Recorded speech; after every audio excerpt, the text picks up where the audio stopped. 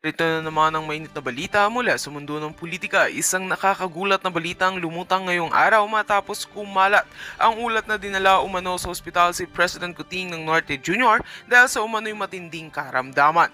Ayon sa mga hindi pa kumpirmadong ulat, nasa kritikal na kondisyon umano ang Pangulo at kasalukuyang binabantayan ng mga espesyalista sa isang hindi pinangalan ng ospital. Habang wala pang opisyal na pahayag mula sa Malacanang, umani ng samot-saring reaksyon sa social media ang balita. Marami ang nababahala at naghihintay ng kumpirmasyon mula sa Office of the President. Sa kabila nito, may mga nagsasabing ito raw ay bahagi lamang ng isang black propaganda laban sa administrasyon. Samantala, umugong rin ang balita na si Pangalawang Pangulo VP Sara Duterte ay naglabas umano ng isang huling habilin o mensahe para kay President Kuti. Sa isang cryptic na post sa social media, sinabi ni VP Sara na hindi kami iiwan ng liwanag kung ang puso natin ay nasa bayan. Marami pa ang nagtanong kung ito ba'y kaugnay sa kalagayan ng Pangulo. Patuloy pa rin naming minomonitor ang sitwasyon at hinihintay ang opisyal na pahayag mula sa Malacanang. Paalala sa publiko, mag-ingat sa pagpapakalat ng hindi kumpirmadong impormasyon. Abangan sa aming susunod na ulat ang mga bagong detalye tungkol sa tunay na kalagayan ng Pangulo ng Republika. At yan nga ang mga balitang ating pagkakatutukan, at kung bago ka pa lamang sa aking channel ay huwag kakalimutang mag-like, share and subscribe para updated ka sa aming mga bagong balita dito sa Tatak Pinas.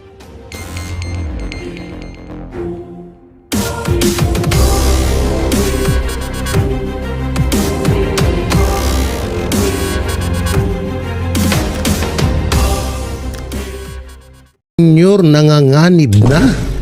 Ito daw po ay delikado na, nadedelikado na ho po daw si Marcos Jr. At Vice President Sara Duterte ay may ibinulgar. Eh, grabe naman itong mga pag-uusapan naman natin ngayon. Talagang pangmalupitan na. Pasensya na kayo, hindi tayo nakapag-vlog ng ilang araw dahil tayo po ay nagbakasyonis. So ngayon focus na naman sa trabaho, at pag nabakante magbakasyon naman ulit. Hindi ko pa na igagala lahat ng aking pamilya kasi short po yung araw, no? Ayan kasi yung ginagawa ko kada tayo ay hiningal ako. Alam mo ba't ako hiningal? Sa kakaayos ng ring light ko. So yun na nga, at ayun na, grabe talaga ang pagsuporta ng mga Pilipino ngayon at mga OFW sa Duterte senatorial candidate. At palagi ho nating nakikita yan sa kada punta ho natin sa mga barangay dito sa Pilipinas. At eto na nga. Eto na nga. May lumabas nga po na survey kamakailan lang na etong si VP Sara Duterte ang mas pinaniniwalaan at minamahal ng taong bayan. At pagdating naman kay Marcos, ayun, bagsak ang Yudi Punggol. Remote presidente ka, 25%. 25% lamang ang nagtitiwala sa iyo. Ang masama pa niyan, baka puro vlogger lang nila. Ayun yung masama dyan, baka yung puro vlogger lang nila yung nagtitiwala sa kanya. Ikaw ba naman, may 70-50 ka eh. Di umano. Talagang pagkakatiwalaan ka. At syempre, tumaginting po at tumaas ng gusto, triple ho kay Marcos Jr. Itong si Vice President Sara Duterte. Hindi, alam niyo, may nakita ko eh. Hanapin ko Alam ko, hindi ko lang tukoy kung saan ko na-save, pero may nakita kasi akong survey din ho ngayon. Ito pala, isisend ko sa ating may nakita akong survey po sa pangkalahatan po na presidente ng Pilipinas. Kasama po dito si Noynoy Aquino at si Noynoy Aquino at si ano ba to? Ano ba tong BG na to? Ano ba yung nilagay kong BG dito? Bali, kasama ko dito si Noynoy Aquino at si Noynoy Aquino at si tawag dito, etong si Marcos Jr., Gloria Macapagal Arroyo, at syempre si Pangulong Rodrigo Roa Duterte. Dito nyo makikita na grabe, no? Grabe talaga yung impact ng isang Duterte. No, na kahit hindi na siya yung presidente, siya pa rin yung minamahal ng taong bayan. So ito ay paano ko ba ilalagay? Paano ko ba ipapakita sa inyo? Hindi ko lang alam kung paano. Alam ko na. Ito itignan natin dito Grabe to. Alam nyo, asar talo na naman dito si Romualdez. Sabi, tangina, ako yung nagpapasig club na na maging presidente, tapos iba yung tinatangkilig ng So yan, may kita. Nawala ako bigla doon, buisit na na to.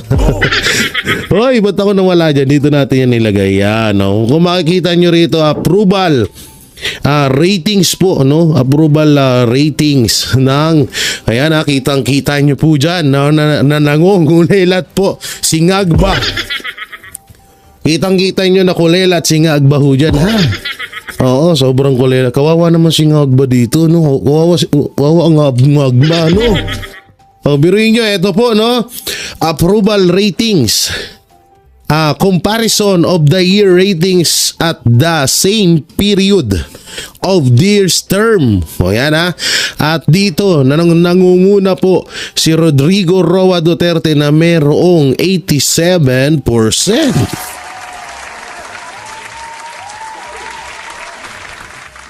At sumunod naman po si Benigno Aquino III na meron 68%.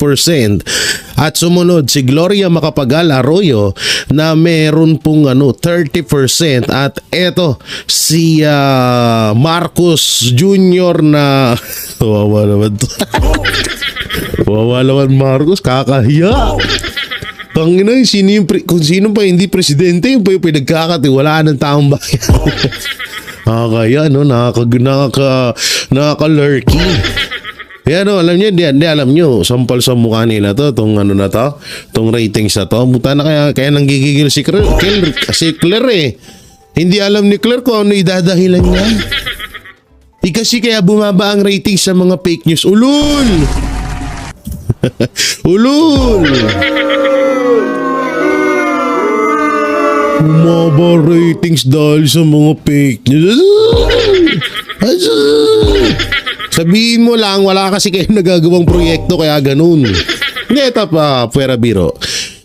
Bakit nga ba talaga sobrang baba? Kasi first time in history of the Philippines. Wow, Philippines. Etong record na to, hindi sa totoo lang po, first time lang ho sa history ng Pilipinas na merong presidente na 25% lang ang naniniwala sa kanya at nagtitiwala. Unang-una kasi, ang dami naman talaga din kasing kapalpakan ni Marcos. Flood control, yung mga budget, yung 20 pesos na bigas, 4 pesos na pamasahe sa jeep. Ano pa ba? Ang dami niyang kapalpakan, yung hindi niya daw papapasukin ng ICC, hindi niya na wala daw baril sa KOJC. Maraming tawag dito, maraming talagang ginawa si Marcos na talagang kinainis ng taong bayan dahil nga sa kanyang kasinungalingan. Totoo naman talaga dahil sa sobrang niyang kasinungalingan, kaya ganito talaga siguro ang nangyayari sa kanya, no? So yan, kawawa naman si Marcos. Itago na natin. Nakakahiya eh. Baka tawag dito parang so eto na lang, ito yung papanoorin ho natin, mga usapang easy. Patungkol din sa ratings po rin. Tumalsik yung laway ko. Papatungkol din po ito sa rating. So, tignan nyo ito maigi, ha. At eto, dapat na nga daw talagang bumaba na sa pwesto etong si Marcos Jr. Hindi alam nyo, kaya nagkakaganyan talaga sila, nanganganib na talaga to. Alam nyo, baka hindi talaga magtagal. Baka nga, kasi isipin nyo, may 3 years pa siya na paninilbihan. Ang tanong, nagsisilbi ba? Di naman nagsisilbi. So sa 3 years yun, baka umabot na lang ng 5% yun. Aba, ano ka na, kakapal naman ang mukha mo na nun. Ikaw ako sa'yo, lumayas ka na eh. Wala na eh. Wala nang titiwala sa'yo. Kung mga ganun, wala nang titiwala sa'yo, lumayas ka na ng kusa para hindi masyadong masakit. Diba? O, panoorin muna natin to, no? Panoorin natin to. Ayan. Mas mababa pa ito sa nakuha ni Noynoy Aquino nung panahon ng from 2010 to 2016. Nangangahulugan lamang na sa ating kasaysayan ay ang pinaka mababa ang nakuhang approval at trust rating ay si Presidente Bongbong Marcos. Kaya marami ang nagsasabi na bakit hindi pa mag-resign yan ay wala nang naniniwala na dyan. Oo nga. Unahin ko lang Sakit po itong nun, latest survey na kung saan ay bumagsak po yung ang trust at approval ratings po ng Pangulong Marcos Jr. kumpara po dito kay Vice President Sara Duterte na napakataas po ang itinaas. Ano ho ba ang masasabi po ninyo?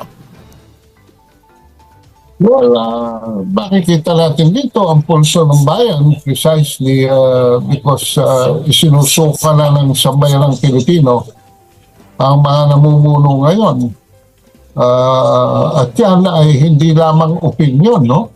Yan ay lumalabas na sa mga surveys, and in this case, very prestigious ang one of the top 2 survey groups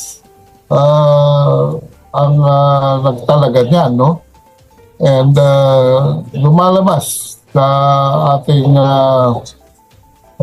survey na yan na talagang kumpirmado na yung findings ng Publicus Asia sa pamamagitan ng Pulse Asia ay nakikita natin ngayon na talagang negative, no? Negative na ang dating ng ratings ng Pangulo at habang bumubulusok ang ratings ng Pangulo ay siya namang pagtaas ng ratings ng ating kagalang-galang na Vice Presidente. Yan ang maliwanag na nangyayari na sa nakikita natin ngayon.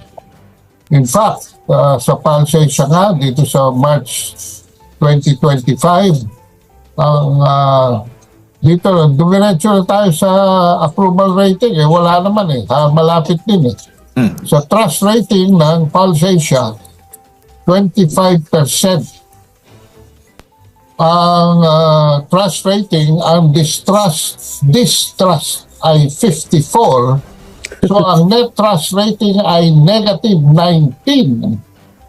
At ito ay inihahalin tulad na Jake sa mas mababa pa ito sa nakuha ni Noynoy Aquino nung panahon ng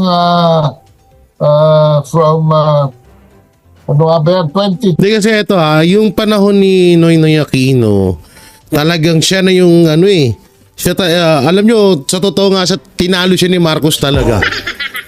Kasi si Noynoy Aquino, siya yung tinaguri ang the worst president ever of the Philippines. Biruin mo, nagpagawa ng tulay na walang ilog. Lalo na yung sa 44, pinabayaan niya, di ba? Nagpagawa ng tulay, nakahoy lang, nagumuho, sila din yung naligo. Maraming naging kapalpakan talaga din nung panahon ni Ninoy Aquino. Na matatawag natin na kung pagkukumparahin ho natin yung panahon ni Marcos at panahon ni Ninoy Aquino, mas kahit pa paano mapagtsatsagaan mo pa yung panahon ni Noynoy Aquino kaysa ho ngayon. Dahil ngayon grabe, lahat ng budget wala. May ipinangakong flood control, 5,500 flood control, biglang bumaha. Asan na yung flood control? Nawala. Na ano lang daw, na overwhelm. Pero nawawala pala ang isang bagay pag na-overwhelm.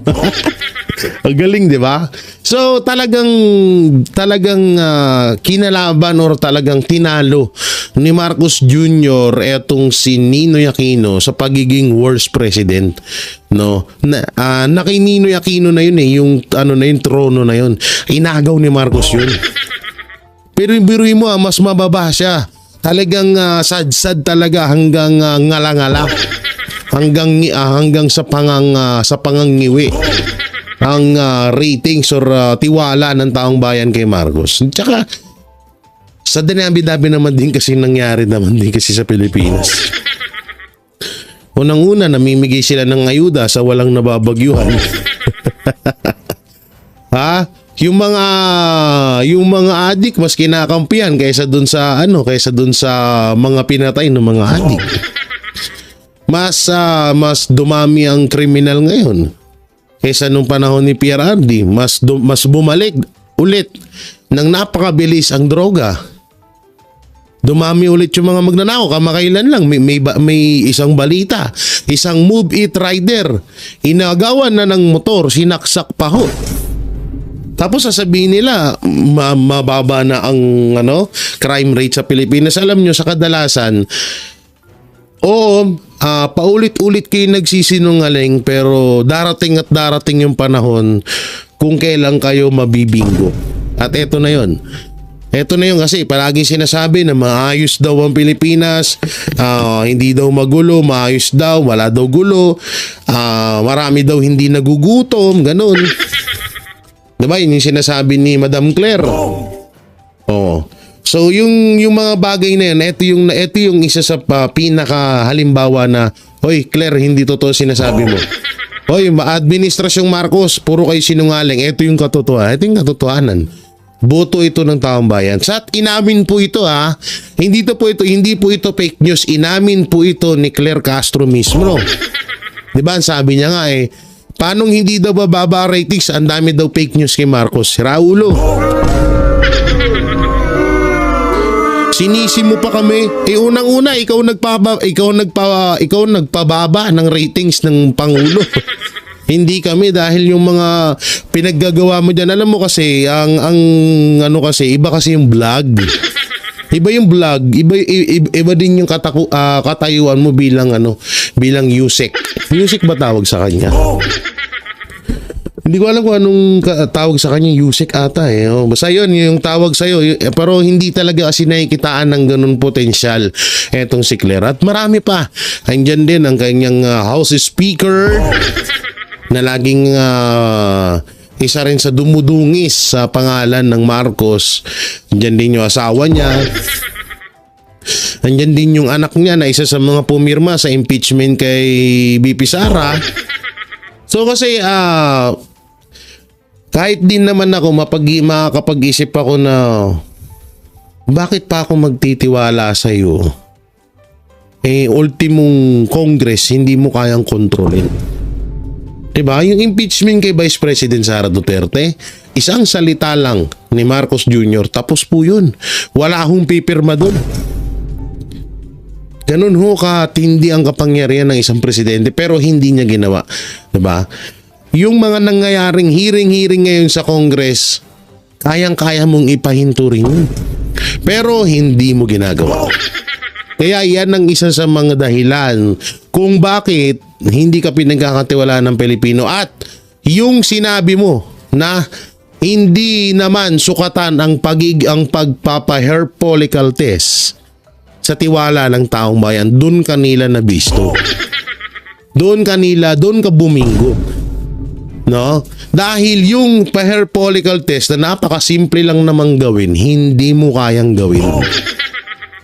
Dahil nga doon bumase itong mga Pilipino kung bakit hindi kanila pinagkakatiwalaan ngayon.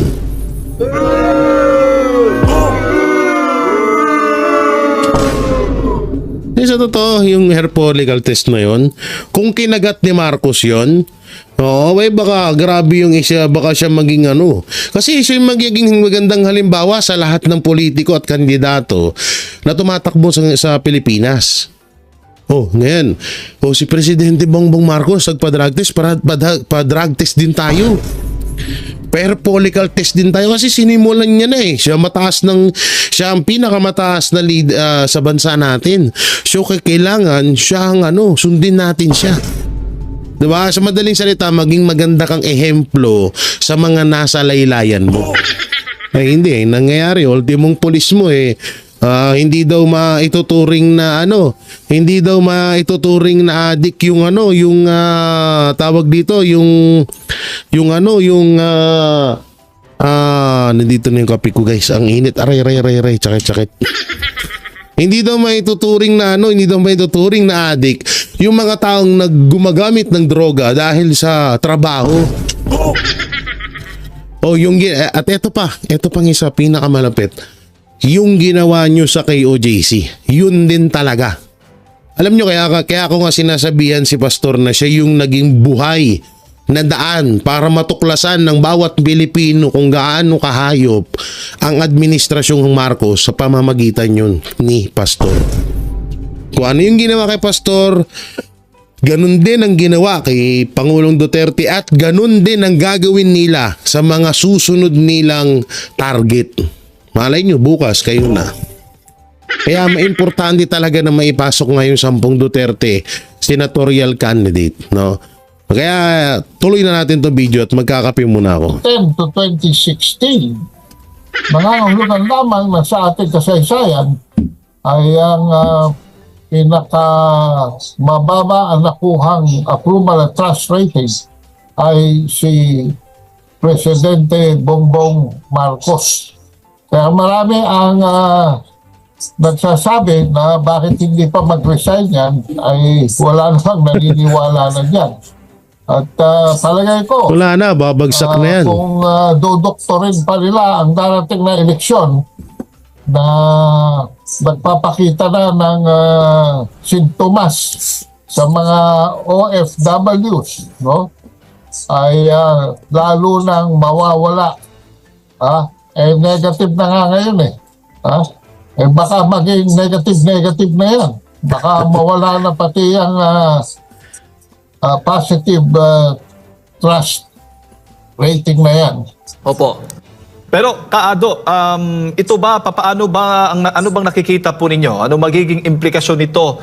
Lalo na ang presidente yung nag-i-endorse doon sa kanyang alyansa, doon sa kanyang mga senatorial candidates sa darating po na halalan.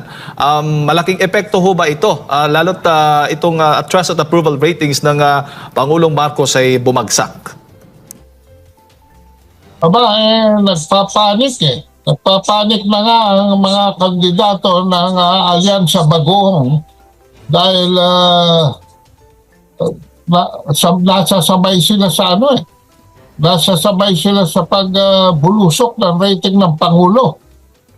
Alam mo, ang ginawang sakripisyo ni Presidente Rodrigo Duterte, na nakita na sa bayan ng Pilipino na kung ang isang dating Pangulo ng Pilipinas na kinagigiliwan at minamahal ng taong bayan ay kaya-kaya nilang kidnapin at ipatapon sa ibang bansa in violation of our sovereignty, in violation of our laws, in violation of even our conscience, no? Nangangahulugan lamang na wala ng konsyensya talaga mga nakaupo dyan. Nagkonsyabahan pa. Hindi lamang 2, 3, 4, siguro hanggang 5 na cabinet officials sa involved dyan. Directly. Hindi pa natin sinasabi yung mga indirect, no? Ay ultimong mga kandidato ng Alyansa Bagoong ito din kasi yan ito din yung isa sa mga dahilan, no? Ito may papanood ako sa inyo, putulin na natin si Kaado, baka mamaya mag-high blood na si Kaado dun Ito din ang isa sa mga dahilan bakit bumaba ang ratings ni Marcos Jr. So ito, panoorin natin. Bakit nga ba patuloy na bumababa ang tiwala ng publiko kay Pangulong Marcos Jr.? Pakinggi ha. Ang dahilan ay ang kabiguan ng administrasyon na tugunan ang mga pangunahing suliranin sa ekonomiya ng bansa. Mga suliraning may direktang epekto sa buhay ng bawat Pilipino. Si Veril Parma magbabalita. Ang pagbaba ng approval rating ni Pangulong Ferdinand Marcos Jr. ay nagsisilbing salamin ng kakulangan ng aksyon ng gobyerno sa mga pangunahing isyong kinakaharap ng bansa. Mga isyu na direktang nakakaapekto sa araw-araw na buhay ng mga Pilipino. Sa harap ng lumalalang inflation at patuloy na mababang sahod, ang pangako ng administrasyon na magdulot ng tunay na pagbabago ay malayo pa nga sa katotohanan. Ayon kay Dr. Michael Bato, isang eksperto sa larangan ng ekonomiya, sa halip kasi na tuwirang tugunan ang ugat ng mga problemang ito, ay mas binibigyang prioridad ng administrasyon ang pamimigay ng ayuda. Isang hakbang na sa pananahon ni Bato ay hindi sapat upang malutas ang mga pangunahing suliranin. Sa pool na sa pool. Hindi kasi totoo naman din yun. Ito pa isa to. Hindi ko to nabanggit kanina. Yang ayuda na yan. Alam nyo, walang masama sa pamimigay ng ayuda. No? Walang masama dun. Ang masama ho dun is palagi mong gagawin. Na wala naman. Kasi ang ayuda kasi ho, sa mga nasasalanta lang po yan ng bagyo. No? Pag may na...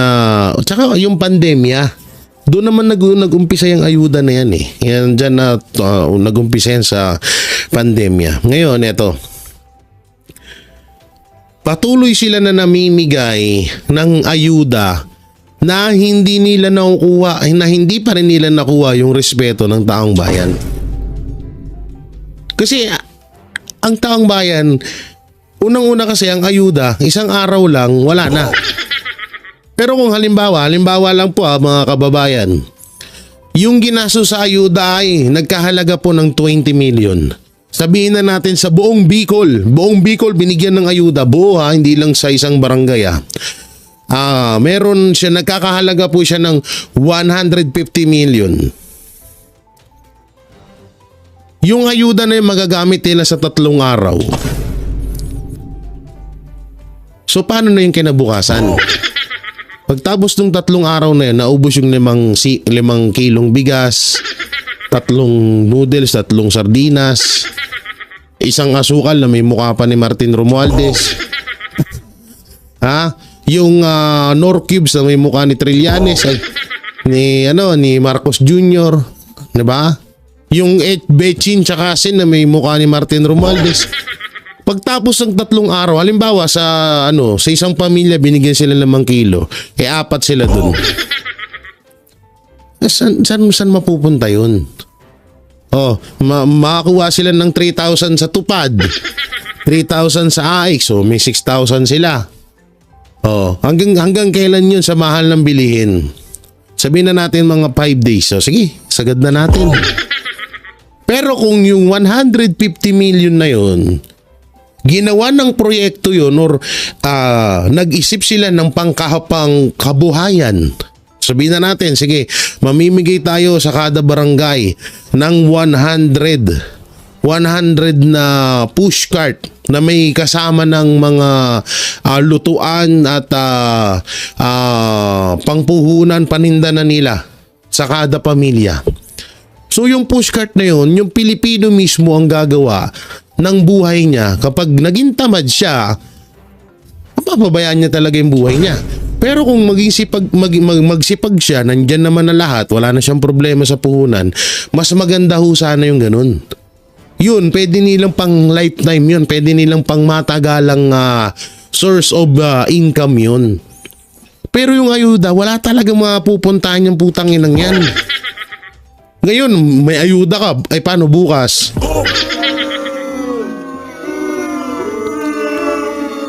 Ay kung kasing lakas ko pa kumain yung mga anak nyo na 2 sandok, 3 sandok ng kanin. Tapos 1 kilong manok ang ulam. Diba? Di wala nga. Hindi talaga, alam nyo yung mga ayuda niya, sabi ko sa inyo, hindi masama yan. Tanggapin nyo kasi pera natin yan. Ang masama dyan is tinotolerate mong maging tamad yung mga Pilipino. Hindi nyo ginawan ng magandang sana. Alam nyo, napakaganda sana. Yung katulad nyo sinasabi ko nga, kung bigyan nyo ng panghanap buhay yung mga tao sa bawat lugar na binibigyan nyo ng ayuda. Hindi solusyon ng ayuda, hindi solusyon ng AX tupad na yan, kahit kahit magkano pa yan. Buti sana ito buti sana kung bibigyan nyo ang mga Pilipino ng tig-1 milyon. Ay, totoo. Kung bibigyan nyo ng tig-1 milyon ng mga Pilipino, okay yun. Pwede nilang pagsimulan ng negosyo at maliit na bahay yun. Pero yung ayuda, wala talagang patutunguhan yun. O, tuloy natin. Ito ay nagpapakita ng kabiguan ng gobyerno ni Pangulong Marcos Jr. na i-address yung mga fundamental issues na kinakailangan i-address ng isang gobyerno. Kaya nakikita natin dito, ano bang numero 1 issue? Controlling inflation, pagtaas ng sahod. These are fundamental economic issues. Makikita sa datos na nilalabas ng gobyerno, mababa na ang inflation. Pero bakit pa rin maraming nagugutom? Bakit marami pa rin nagsasabing sila ay mahirap? Yung approval rating ni Marcos Jr., makikita talaga natin na hindi niya ito na-address kasi nga, he's the least trusted president. Binigyang diin din ni Dr. Bato na malaki ang epekto ng laganap na kriminalidad sa bansa. Isang Isa hadlang pa yan. sa kumpiyansa ng mga foreign investor na mamuhunan sa Pilipinas. Ayon sa ekonomista, paano nga ba uunlad ang isang lugar kung mismong mga dayuhang mamumuhunan ay nangangamba sa peace and order situation sa bansa? Yan nga, yan isa pa din yan, yung krimen. Laganap ngayon, grabe. Rape dito, rape doon. Patay dito, patay doon. Oo, nagkakaroon ng mga bypass operation at na may mga nasasalambat ng mga droga pero walang drug lord. Ang masama pa nito, yung umamin na drug lord siya pinalaya, tumatakbo ng mayor ngayon. Yung mga tinuro ng isang drug lord na kasama nila sa illegal na droga na si De Lima, nakalaya din ngayon. Yan din yung isa sa mga kinakagalit ng mga Pilipino na nung panahon ni Pangulong Duterte, kinukulong yung mga yan, tapos ikaw pinapalaya mo. Ang galing mo naman, kupal ka. Ay, sorry.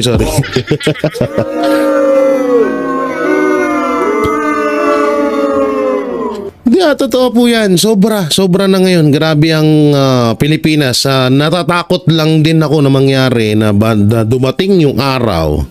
Kasi ngayon pag may, alam niyo yung mga vlogger, may mga question silang content. Sino ang pinakamahirap na bansa sa buong mundo? Kadalasan na pumapasok sa isip ng mga tao, Africa. Pero hindi na Talo na po tayo ng Africa ngayon. Yan po yung totoo. Mas mayaman pa po ang Africa ngayon sa atin. Huwag sanang dumating ang araw na ang Pilipinas ang maging pinakamahirap na bansa sa buong Pilipinas, sa buong mundo. Napakasakit po. Sa totoo silang po, may 3 years pa si Marcos. Kaya na pang baguhin lahat. Iayos niya pa. Pero kung patuloy pa rin sila sa katarantaduhang ito sa mga nangyayari sa Pilipinas, sabi ko sa inyo, etong pagtapos ng termino ni Marcos, sobrang hirap ng Pilipinas. Kaya ngayon pa lang dapat mamili talaga tayo ng mga kandidato na mas makakatulong sa atin at talagang ramdam kung ano yung kahirapan na nararamdaman natin. Yan, nandyan po yan sa Duterte senatorial candidate. Kaya talaga dapat ihalal natin yan sila. Sabihin na natin, sige dayain nyo, pero kami, solid kami at maghahanap pa kami ng mga kasamahan namin para bumoto sa mga taong yan. Ito pa masakit. Sinong papasok na investor? Kung pinapatay nga sila dito. Totoo, Yung issue ng peace and order, security and safety, yan ay kakabit din yan ng issue ng economic development. Kailangan dito magkaroon ng structural change sa ating lipunan at sa ating ekonomiya para ma-address ito yung long-term issue. Kaya naman naniniwala ang ekonomista na ang mga panukalang isinusulong ni senatorial candidate Pastor Apollo C. Quiboloy ay maghahatid ng tunay na pagbabago, isang pagbabago na matagal nang kinakailangan ng Pilipinas. Itong mga panukala ni Pastor Quiboloy about yung mga kinakailangan gawin ng ating bansa, ito ay bahagi ng kinakailangan para tayo magkaroon ng structural transformation. Kasi yun yung kinakailangan mangyari sa ating bansa. Sa kabila ng mga kabiguan at kapalpakan ng Administrasyong Marcos, ang mga solusyon na inihahain ni Pastor